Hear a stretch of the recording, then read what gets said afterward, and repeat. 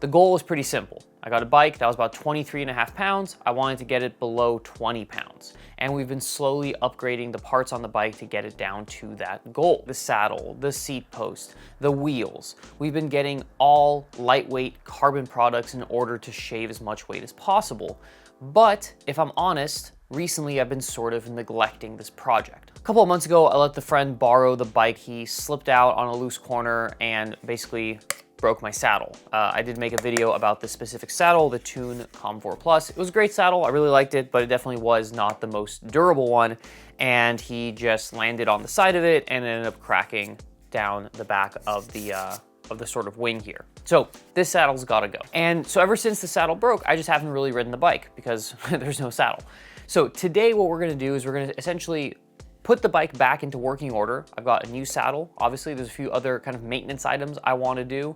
So the brakes have been a little squealy, so I'm going to go ahead and I'm going to put on some new brake pads. I'm going to do a quick brake bleed as well, just to make sure that the lever pressure is the way I like it. We're going to be upgrading the existing drivetrain from SRAM GX Eagle to SRAM XX1 Eagle mechanical, because that is the lightest one that you can buy. In today's video, we're going to be doing all that, and then we'll take the bike out for a spin and hopefully get this project back on track and get ourselves a little bit closer to that 20-pound weight goal, because that's what started it all, and hopefully we can get it finished. All right, so first things first is we're going to do a brake bleed on these Shimano XTR brakes. Now, I usually do a syringe bleed. I'm gonna try doing a gravity bleed because I have not done that before, but I've heard good things about it, so I'm gonna give that a shot.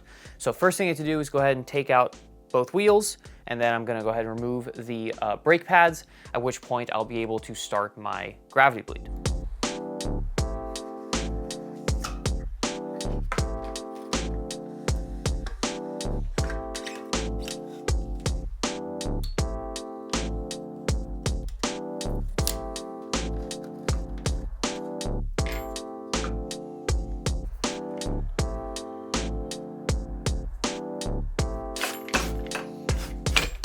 So I've got the bike set up like this so that the rear brake is at the lowest part of the system, and then the brake lever, the calipers at the lowest part, and the brake lever is at the highest part of the system. I've got my tubes already all set up. I just need to add my funnel here on the brake lever, and then I'll add some fluid to it, and then in theory, the fluid will just run down because of gravity, and it'll exit out the caliper, which will bleed the brake. Once I do that, I'll close everything up, bleed the lever, should be good to go. So let's go ahead and do that right now.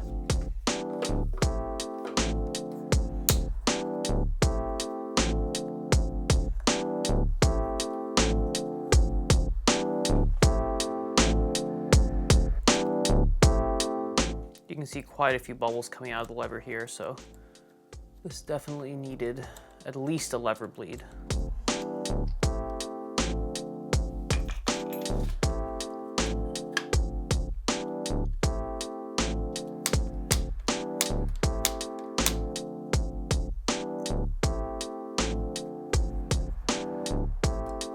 All right, and let's check out the brake feel.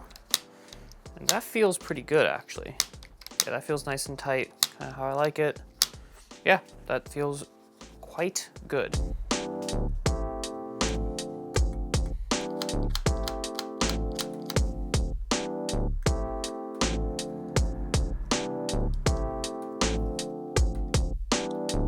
All right, so both brakes are nicely bled. Got some good lever pressure on both, feeling really good. So let's go ahead and put everything back together. The brake pads actually look pretty good. The front ones are probably a little bit more worn than the rear ones, so I'm gonna replace the front ones. Rear ones, I think I'm just gonna clean them up, maybe sand them down a little bit, should be good to go. But yeah, so brake system, feeling good, looking good. Get that put back together, and then let's turn our attention to the saddle. Then we can wrap up with the new drivetrain.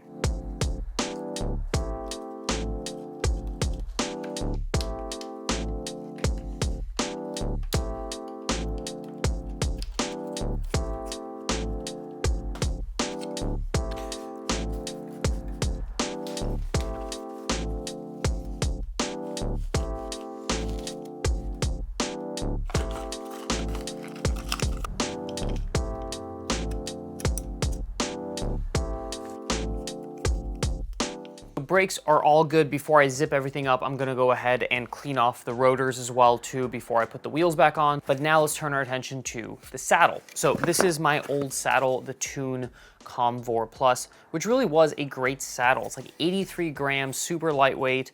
It doesn't look comfortable. You know, it's just basically a piece of carbon, but it's actually quite comfortable. I used it for multiple, like 9+ hour rides, and I never had any issues, never got saddle sores with it. It just works for my body.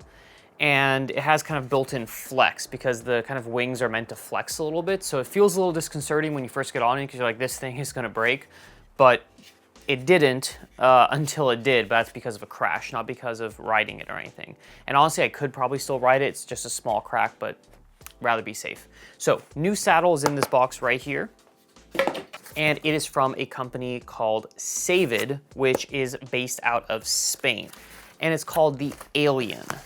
And let's go ahead and show you the saddle.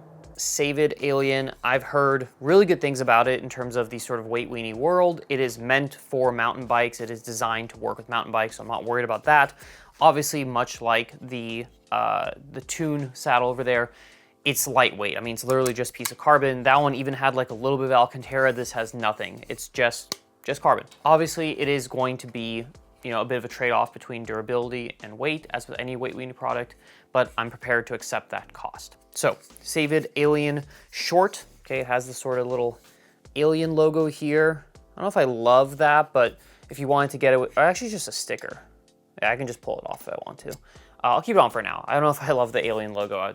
I mean, it doesn't really matter. It's got this kind of relief channel in the middle here, and it should be about the same weight as the Toon, maybe just a little bit heavier, but that's okay. Let's actually sort of do a very unscientific, I mean, they're both very light.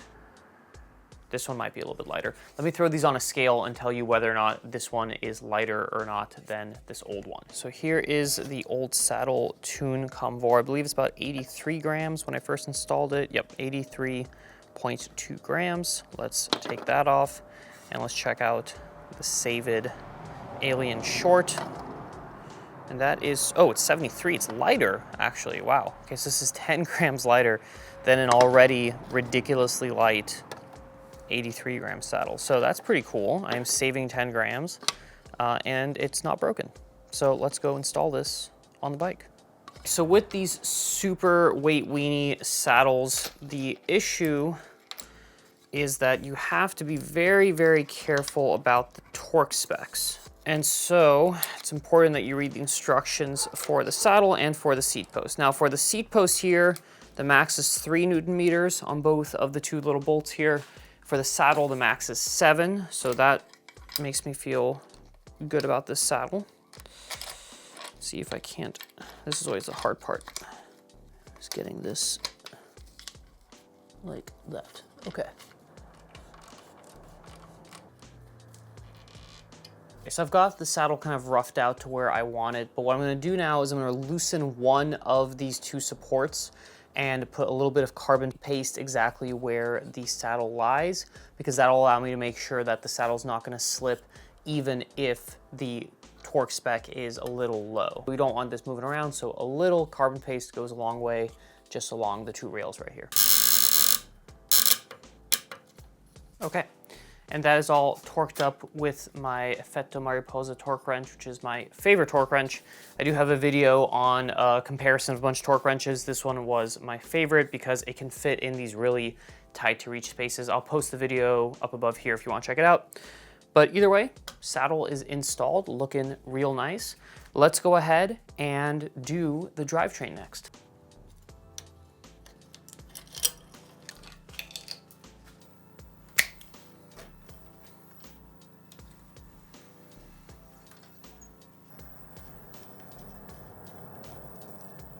Let's figure out how much weight we're saving with the upgraded XX1 drivetrain in comparison to the GX Eagle drivetrain. So let's start off with the shifter.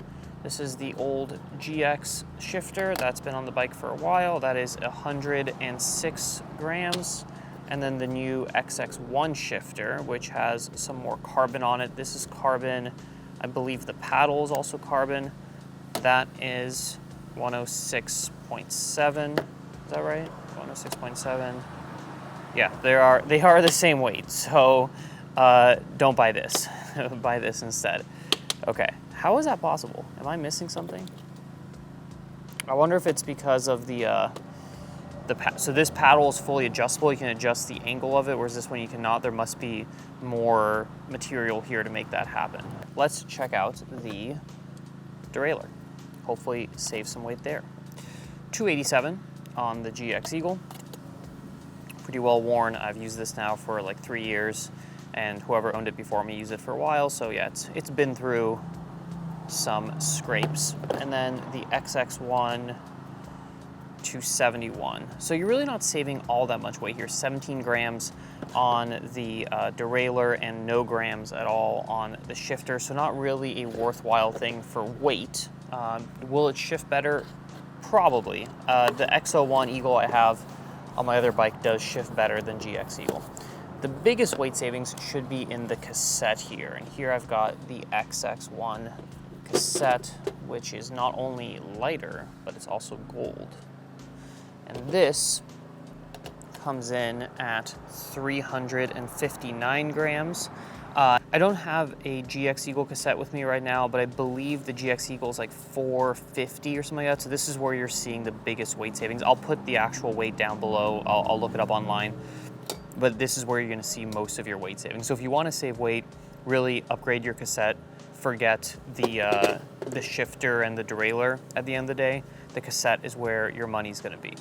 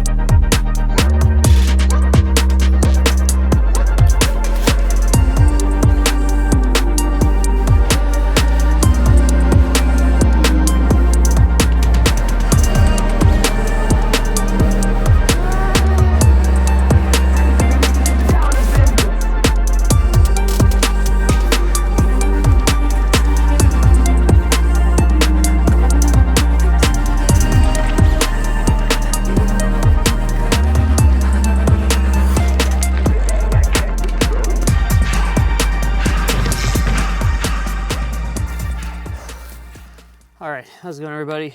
Out here on a nice little ride with all the upgrades and maintenance stuff to the Highball, and I gotta say, it's feeling pretty good.